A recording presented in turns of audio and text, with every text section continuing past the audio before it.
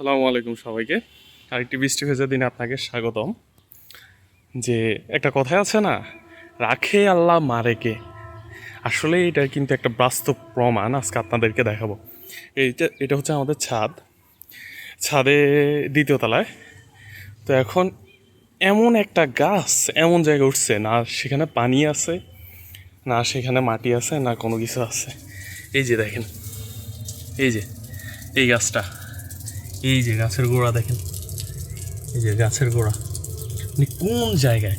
ছাদের উপরে আমরা মাঝে মধ্যে মরিচ শুকাতে দিই, শুকনো মরিচ। তো শুকনো মরিচ থেকে এই গাছটা উঠলো।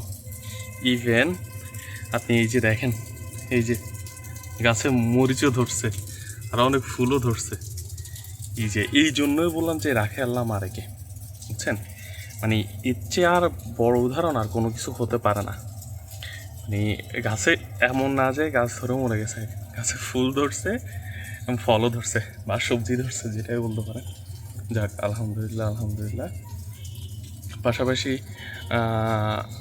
আরও কিছু আছে, সেগুলো আপনাদেরকে দেখাচ্ছি।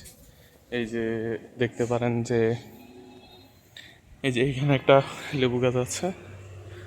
মাশাআল্লাহ, এখানেও ভালো লেবু ধরছে। এবার গতবার আরও বেশি ধরছিল, এবার মোটামুটি আলহামদুলিল্লাহ লেবু ধরছে। তো এটাই হচ্ছে আর কি মেন কথা, যে ভাই রাখে আল্লাহ মারে কে, বুঝছেন? আর পাশাপাশি আপনাদের গাছটা আরেকবার দেখাচ্ছি, যে মরিচ গাছটা এখানে উঠলো।